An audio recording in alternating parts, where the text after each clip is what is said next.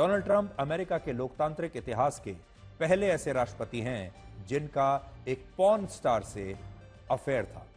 वर्ष 2016 के चुनाव में इस अफेयर को छिपाने के लिए उन्होंने इस पॉर्न स्टार को 1,07,00,000 रुपए की रिश्वत दी थी। और सोचिए, जब यह आरोप अब से कुछ महीने पहले साबित भी हो गए, तब भी ट्रंप अमेरिका में आसानी से चुनाव जीत गए। यानी ट्रंप बहुत ही विवादास्पद रहे हैं, उनके ऊपर तमाम तरह के आरोप लगे हैं, फिर भी वो चुनाव जीत गए। डोनाल्ड ट्रंप का जीवन हमेशा से विवादों में घिरा रहा है, बहुत कंट्रोवर्शियल रहा है। उन पर 1, 2, 5, 7, 10 नहीं, 27 महिलाओं ने यौन शोषण के गंभीर आरोप लगाए। 27 महिलाओं ने, याद रखिएगा। वर्ष 2005 में उनका एक ऑडियो टेप लीक हुआ जिसमें उन्होंने महिलाओं को लेकर बहुत ही अभद्र और आपत्तिजनक टिप्पणी की थी। उन पर यह आरोप भी लगा कि उन्होंने व्हाइट हाउस से जुड़े गोपनीय दस्तावेजों को अपने नियंत्रण में छिपाकर रखा और अपनी निजी जिंदगी में अपनी 2 पूर्व पत्नियों को धोखा दिया। उन्होंने 30 से ज्यादा फिल्में, वेब सीरीज और रियलिटी शोज में बतौर एक्टर और होस्ट काम किया है, जिन्हें लेकर पहले काफी विवाद हो चुके हैं। और उन पर यह आरोप भी थे कि वो अपने पहले कार्यकाल में काम करने के बजाय सिर्फ खाते रहते थे, बर्गर्स खाते थे और पूरे दिन व्हाइट हाउस में बैठकर टीवी देखते रहते थे। लेकिन इन सारे विवादों के बाद, सारे आरोपों के बाद अमेरिका के लोगों ने इन चुनावों में सिर्फ यह देखा कि डोनाल्ड ट्रंप की नीतियां क्या हैं और वो कैसे अमेरिका के लिए एक मजबूत राष्ट्रपति साबित हो सकते हैं। और यह बात अमेरिका के लोकतंत्र को भारत जैसे देशों से ज्यादा परिपक्व और अलग बनाती है। आज आप भारत में कल्पना भी नहीं कर सकते कि जिस नेता के साथ इतने सारे विवाद जुड़े हों, जितने विवाद डोनाल्ड ट्रंप के साथ जुड़े हैं, अगर किसी नेता की छवि ऐसी हो जो डोनाल्ड ट्रंप की है, वो नेता इतने बड़े चुनाव में जीत का सपना देख ही नहीं सकता। और इसका कारण यह है कि हमारे देश के बहुत सारे लोग नेताओं में सिर्फ जाति और धर्म को ढूंढते हैं। और अगर हमारे देश के किसी नेता पर, बड़े नेता पर ऐसे आरोप लग जाएं, तो समझ लीजिए कि उसका राजनीतिक करियर समाप्त। जबकि अमेरिका का लोकतंत्र ऐसा नहीं है। और यही कारण है कि इतने बड़े बड़े विवादों और आरोपों के बावजूद डोनाल्ड ट्रंप वहां के नए राष्ट्रपति बनने वाले हैं। और वहां की जनता ने इन आरोपों पर कोई ध्यान नहीं दिया, इन आरोपों पर विश्वास नहीं किया। और उन्होंने, असल में अमेरिका की जो जनता है, वो किसी भी नेता की जो प्रोफेशनल लाइफ है और पर्सनल लाइफ, निजी जिंदगी को वो अलग रखते हैं। अमेरिका में लोग अपने भविष्य और सरकार की नीतियों को देखकर वोट डालते हैं। और इस बार भी उन्होंने डोनाल्ड ट्रंप को इसलिए जिताया क्योंकि वो सभी मुद्दों पर पूरी स्पष्टता के साथ चुनाव लड़ रहे थे। ट्रंप के पूरे चुनाव प्रचार में कंफ्यूजन नहीं था बिल्कुल भी। उन्होंने तय करके रखा था कि उन्हें क्या कहना है और उनके चुनावी मुद्दे कौन से होंगे। ट्रंप ने यह चुनाव 3 मुद्दों पर जीता है। और आज ये पूरी दुनिया के नेताओं के लिए एक बहुत बड़ी सीख है ट्रंप का ये चुनाव जीतना। और क्या सीख है, देखिए।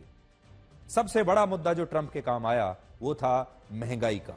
दूसरा मुद्दा अवैध शरणार्थियों का, जिसकी वजह से अमेरिका में रहने वाले जो वहां के लोकल लोग हैं, उनकी नौकरियां जा रही थी। वो लोग नाराज थे कि बाहर से अवैध शरणार्थी आ जाते हैं, वो हमारे हिस्से की नौकरियां ले रहे हैं, वो हमारे हिस्से का खाना ले रहे हैं, वो हमारे हिस्से की सारी जिंदगी जो है हमसे छीन रहे हैं। और यहां की जो सरकार है उन्हें वापस भेजने के लिए कुछ नहीं कर रही। शरणार्थियों की संख्या यहां बढ़ती जा रही है, इसलिए वहां के लोग इससे बड़े परेशान थे। इसको आप रोजगार का मुद्दा भी कह सकते हैं कि क्योंकि इन अवैध शरणार्थियों की वजह से रोजगार कम हो रहे थे। और तीसरा मुद्दा यूक्रेन में युद्ध का था। अमेरिका की जनता इस बात से बड़ी नाराज थी कि यूक्रेन और रशिया के युद्ध में अमेरिका की सरकार हजारों करोड़ डॉलर्स यूक्रेन को दे रही है युद्ध लड़ने के लिए रशिया से। अपने देश में जनता महंगाई से त्रस्त है, लोगों के पास नौकरियां नहीं है, अपनी अर्थव्यवस्था की बैंड बजी हुई है। और अमेरिका की जो सरकार है वो यूक्रेन को पैसा दे रही है, हथियार दे रही है कि आप रशिया से लड़िए। इससे वहां की जनता नाराज थी। और ये 3 बड़े मुद्दे डोनाल्ड ट्रंप ने इनको पहचान लिया, जनता की नब्ज को उन्होंने पहचान लिया। इसलिए महंगाई का मुद्दा, बेरोजगारी का मुद्दा और युद्ध का मुद्दा। इसलिए पूरी दुनिया के नेताओं के लिए आज बड़ी बात यह है कि महंगाई और बेरोजगारी का जो मुद्दा है, यह मुद्दा चाहे भारत हो, अमेरिका हो दुनिया का कोई भी हिस्सा हो, सबसे बड़ा मुद्दा आम जनता के लिए महंगाई है और बेरोजगारी है। और जब जनता का पेट भरा होता है, उसके बाद ही जनता लोकतंत्र को बचाने के बारे में सोचती है, उसके बाद ही संविधान को बचाने के बारे में सोचती है। उससे पहले जनता के लिए यह सबसे इंपॉर्टेंट होता है, सबसे जरूरी होता है कि उनका अपना पेट भरा हुआ है या नहीं, और अपनी ईएमआई देने के लिए उनके पास पैसा है या नहीं, नौकरी है या नहीं, चाहे भारत हो, अमेरिका हो, दुनिया का कोई भी हिस्सा हो। यह बहुत बड़ी सीख है नेताओं के लिए, खासतौर पर वो नेता जो कभी लोकतंत्र को खतरे में बताते हैं, कभी कहते हैं कि संविधान खतरे में है। डोनाल्ड ट्रंप ने बिना किंतु परंतु के स्पष्ट रूप से कहा कि वो अवैध शरणार्थियों को अमेरिका से वापस उनके देश भेज देंगे और बॉर्डर पर दीवार खड़ी करके अवैध शरणार्थियों के अमेरिका में प्रवेश के सभी रास्ते बंद कर देंगे। साफ साफ उन्होंने वादा कर दिया। उन्होंने रशिया और यूक्रेन के युद्ध पर सिर्फ यही बात कही कि वो इस युद्ध को समाप्त करा देंगे, और उन्होंने शुरुआत से लेकर आखिर तक महंगाई के मुद्दे को छोड़ा नहीं और लोगों को यह कहा कि वो महंगाई को कम करेंगे और अमेरिका के संसाधनों और नौकरियों पर पहला हक अमेरिका के लोगों का होगा, शरणार्थियों का नहीं। ये जो तस्वीर मैं आपको दिखा रहा हूं अभी, जिसमें ये सारी महंगाई के और खाने पीने की चीजों के दाम लिखे हुए हैं, ये डोनाल्ड ट्रंप के चुनाव प्रचार का एक बहुत बड़ा हिस्सा रहा है। जब उन्होंने खाने पीने की चीजों को लेकर उनके दाम बताए कि पहले ये दाम कितने थे और अब कितने हो गए हैं, और वो जानते थे कि अमेरिका की जनता इस समय सबसे ज्यादा त्रस्त महंगाई से है, और यह बात कमला हैरिस समझ नहीं पाई।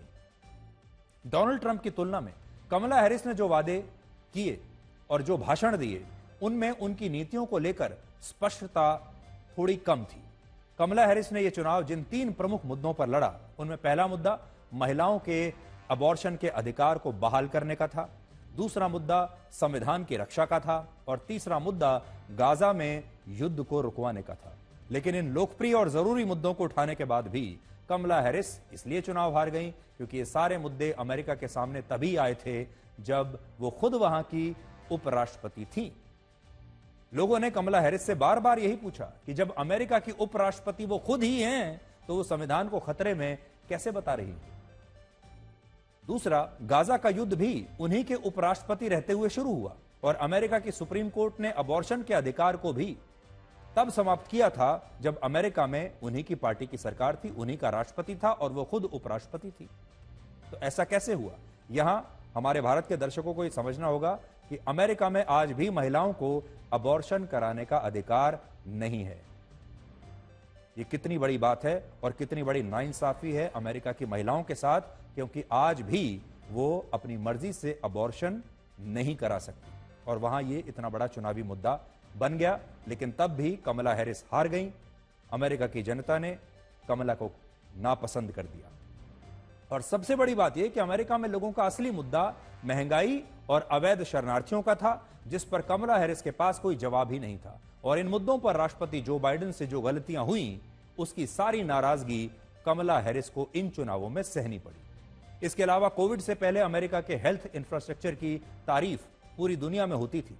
हम भी सोचते थे, आप भी सोचते होंगे कि अमेरिका इतना विकसित देश है, वहां के अस्पताल कितने अच्छे हैं, वहां का पूरा इंफ्रास्ट्रक्चर कितना अच्छा है, वहां की जिंदगी कितनी अच्छी है। लेकिन जो बाइडेन के शासन में पूरी दुनिया में कोविड से सबसे ज्यादा 12 लाख मौत अमेरिका में हुई, और अमेरिका का पूरा जो हेल्थ इंफ्रास्ट्रक्चर है उसकी पोल खुल गई पूरी दुनिया के सामने। और इसी के कारण कमला हैरिस इन चुनावों में नहीं जीत पाई। और आप ये भी कह सकते हैं कि इन चुनावों में जनता ने नहीं बल्कि जो बाइडेन ने कमला हैरिस को हरा दिया, और जनता ने कमला को नापसंद कर दिया। आज कमला हैरिस अमेरिका की एक यूनिवर्सिटी में अपने समर्थकों के साथ भाषण देने वाली थी, लेकिन उन्होंने आज के सभी सार्वजनिक कार्यक्रम इस हार के बाद रद्द कर दिए। यह कार्यक्रम वैसे तो जश्न मनाने के लिए होना था।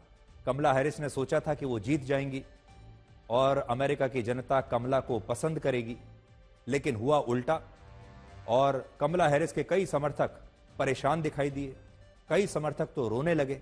और ये तस्वीरें आज आपको ये बताएंगी कि इंसान भविष्य को लेकर जो योजनाएं बनाकर रखता है, उसे समय कैसे धाराशायी कर देता है। हम सोचते कुछ हैं, उम्मीद कुछ करते हैं, और होता कुछ और है। आज कमला हैरिस के समर्थक और अमेरिका के एक मशहूर यूट्यूबर स्टीवन जेसन बूगी ने डोनाल्ड ट्रंप की जीत के खिलाफ विरोध जताया और इसके खिलाफ अपनी टी शर्ट फाड़ दी और यह वीडियो आज अमेरिका में काफी देखा जा रहा है।